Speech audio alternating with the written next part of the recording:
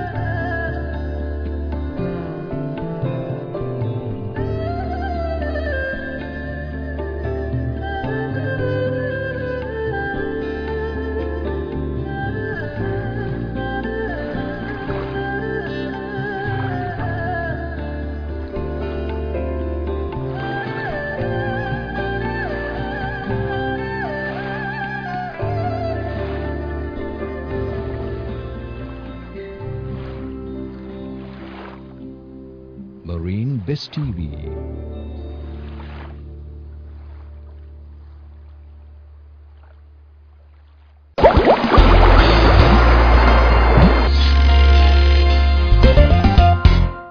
To understand that, we should know the 5 dimensions in our outlook. Today, all of us know about a body as just one category of it, There are 5 dimensions in a human personality if you observe. One is called the food sheath, or we call it as Annamaya Kosha. What is Anna? Ahara, the food. According to the food, our body is constituted. According to the exercise, our body is also seen, how we do take care of our health. Food plays a major role. So, Annamaya Kosha is the food sheath. And the next, Annamaya Kosha, the body is only actually a gross part of existence. It is not everything. Let us say, a body alone, left alone, how many days can we keep a body? Hardly one day. We have to dispose it the next day. Why? There is something which is missing. What is it? The air, the breath is not there. So the second sheath is called the Pranamaya Kosha. What is prana? Life energy. Today, without breathing we can't sustain. We do not know how to breathe also. That's another problem. Breathing plays a major role. How does, for example, today, for us to have this light here, there is a power coming from outside, from the board. Let us say the main board is there. And there we have the negative and the positive charges which is giving us all the current to this building. And the circuits are fully set so that you get the light in toto. Likewise, where do we get energy? We get energy by 2 important centers. We call it as the negative and the positive charges. It's called the Ida and the Pingala. We don't have charger to charge our body, We need current. The breathing is the source of the current that we get into the body. So the breathing plays a major role, but how well do we breathe? We do not know what is the power of the breath. We hardly breathe properly. Sometimes we see people are doing reverse breathing. All of you sit straight. We'll just check the breath. It's very important to note. Sit straight, back straight, hands on knees, eyes closed. Make your body absolutely still. Feel the stillness of the body. Feel the stillness of the body. Bring your consciousness to the top of your head. Awareness to the forehead, the whole of your face, the back of your head, the right and left shoulders, both your arms up to the fingertips. Total awareness on the whole body. Awareness upper back, mid back, lower back, the buttocks, the chest, the stomach, the thighs, the knees, the shin, up to the tip of your toes. Feel your whole body absolutely still. Feel the stillness of the body. Now place your hands on the stomach. With your eyes closed, just observe the movement of the breath and the movement of the abdomen or the stomach as you breathe in and breathe out. Inhale and slowly exhale. Just observe the movement of the abdomen. Inhalation slowly and exhalation slowly. Just observe the movement of the stomach. Now place your hands on your chest, the thoracic region. Inhale. Slowly exhale.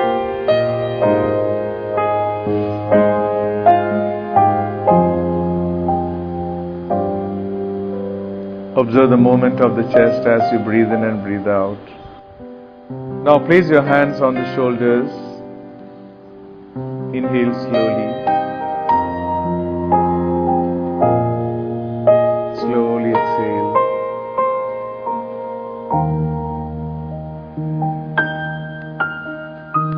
And now slowly open your eyes.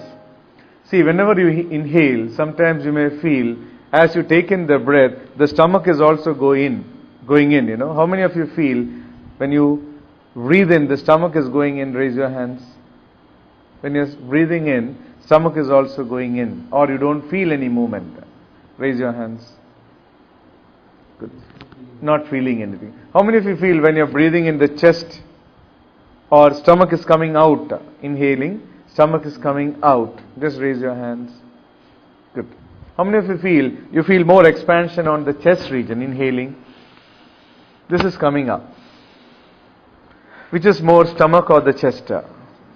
Chest you feel. And sometimes you may feel the expansion. Have you seen when we have breathing problems like asthma, people breathe like this. You strain yourself more, but you get less oxygen. The second type of breathing is called the thoracic breathing, wherein you inhale. And what happens? The chest is being raised more. And one is called the abdominal breathing or normal breathing, wherein when you inhale, stomach slowly comes out, exhaling it goes in. So what is happening is, when you're inhaling, you should do the normal abdominal breathing. How was your breathing, Maya? Have you noticed?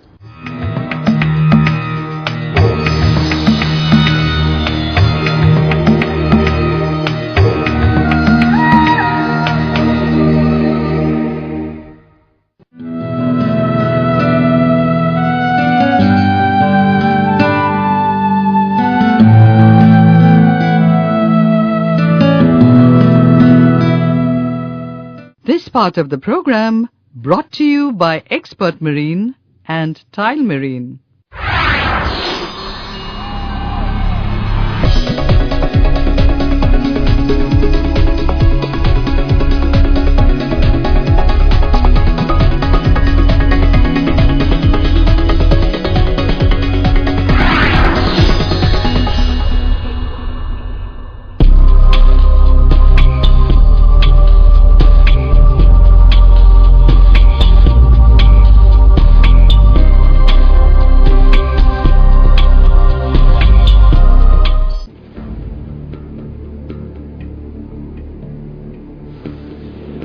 I do know that sailing full time is as good a religion as there is.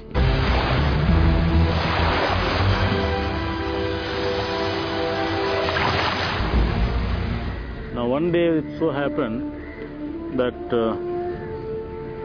we were almost caught in a cyclone. 50-degree angle, you can imagine, you cannot stand. I was also holding on to the railing and just hanging. My wife is she's a senior leader in Delhi University. So during summertime, she along with the kids used to join me on board. So the gap between, the separation time between us was not much.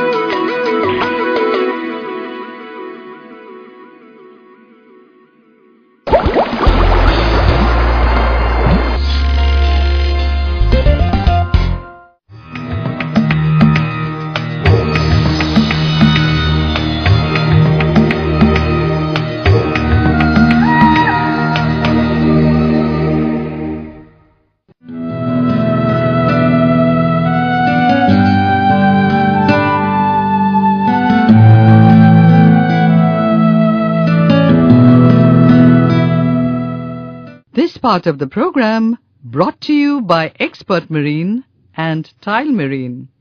See, sometimes whenever we breathe in, we are taking the stomach in. What happens is, there is a muscle called the diaphragm. When you're inhaling, for example, there's a cotton bag.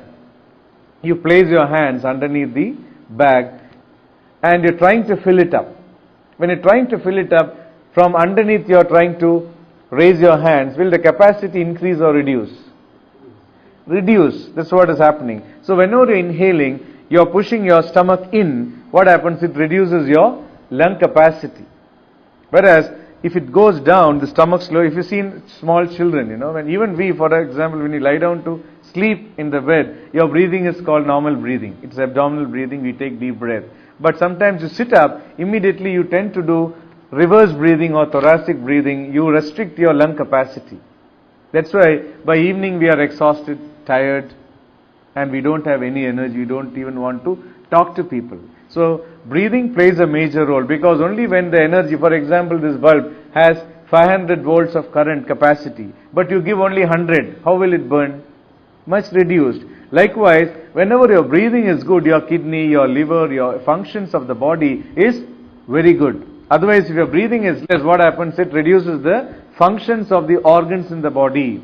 So pranayama is the technique by which we increase the energy level. So the second kosha, the second dimension of a human personality is called the pranamaya kosha. Prana means life energy. Now, the body with the breath is life. But there are so many people with the body and the breath, but they don't do anything. We call them as living vegetables, right or wrong? Yeah. Why? The third dimension of the personality is not functional. What is the third dimension? It is the mind. Mind is actually a sense of perception. For example, a small child wants to touch a flame. Its desire is to touch a flame. The moment it touches the flame, will it touch it next time? Never. Because mind operates with three faculties. One is desire, second is reflection and recollection of data. This is a faculty. Actually, it is only a sense of perception. If you have a computer, you have the keyboard and we have the monitor. You have a wire connecting between the keyboard and the monitor. The mind is only this link. Sometimes you may be sitting here looking at me, but your eyes cannot see if your mind is not with me.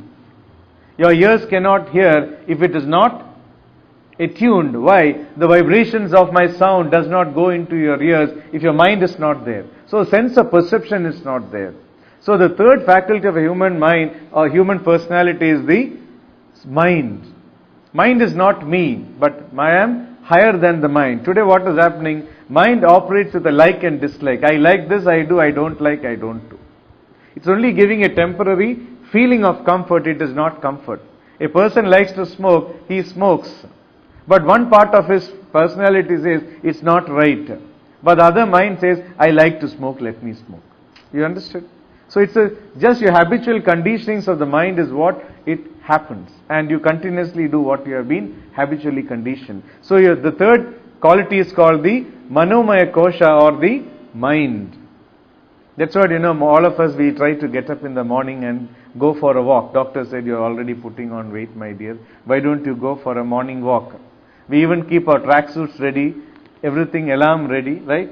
And one alarm close to me, one in the next bedroom or the dining room also, so that if I don't, suddenly if I press, let me get up and go and then walk. All these things we do. As you get up in the morning, the mind says, my dear, yesterday your sleep was not good. Why don't you lie down for 10 more minutes? What happens? What the mind says is right.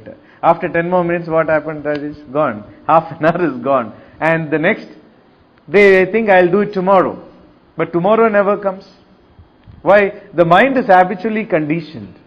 This is where we need to understand the mind to have the real control or manage the mind. The fourth faculty is called the Vijnanamaya Kosha. And mind always operates through emotions. Happiness, anger, sorrow, agitation, frustrations. All these are qualities of the mind, of the human personality. But how does these frustration or agitation or all these come? According to human understanding. So all of us, beautifully, if you observe, we have all got a beautiful software set within. My parentage has taught me what to eat, what is good for you. Schooling, my teachers have taught me so many things.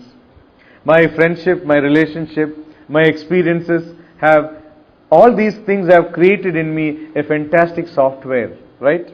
And today I look through the windows of my eyes and say, this is right or that is wrong. According to what? According to my understanding. So sometimes you say to your friend or your husband or your wife, this is right. This is right according to you. But according to the other person, it is not right. That is where we try to, what I say is right or what you say is right, there's always a problem. Whereas, that is why you cannot say only my software is right, other software is not right. You understood? You buy a new computer, you give only the minimum software. If you don't add icons, can you broaden your outlook? No. Likewise, though we have developed scientifically, technologically, in a much broader perspective today, but human mind is still narrow. It is not able to broaden. This is where the problem starts. That is why today all the problems that we are having is basically psychosomatic diseases. I am not able to accept. When I am not able to accept, I become agitated. When I become agitated, I show it in my emotions. I become angry. My breathing becomes faster. It shows in the body as uneasiness. That's why uneasiness of the mind transcends into your emotions, into the breath, and to the body as uneasiness. We call it, I am not in ease, I am in dis-ease. Diseases manifest. You understood what's happening?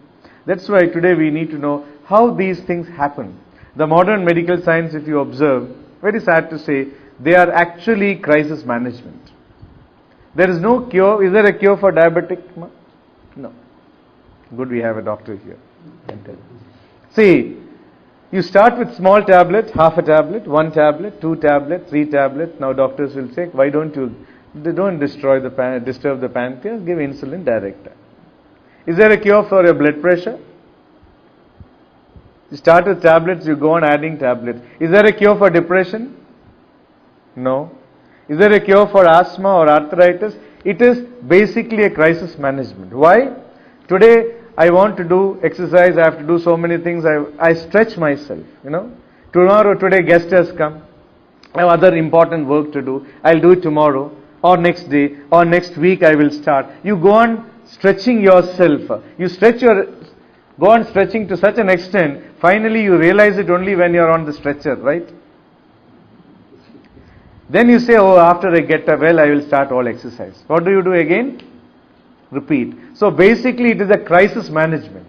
Why? Today why more and more hospitals are coming up, you know why? Because we are ignorant about our health. We are not able to understand what we need to do to take responsibility for our health. So we land up in all hospitals today. They are nothing but crisis management. Yoga is basically a knowledge to help you understand your health, your food, your concept of how to manage yourself. Thereby you are the master. In other words, it's a preventive management. So that's why it's the highest of health science.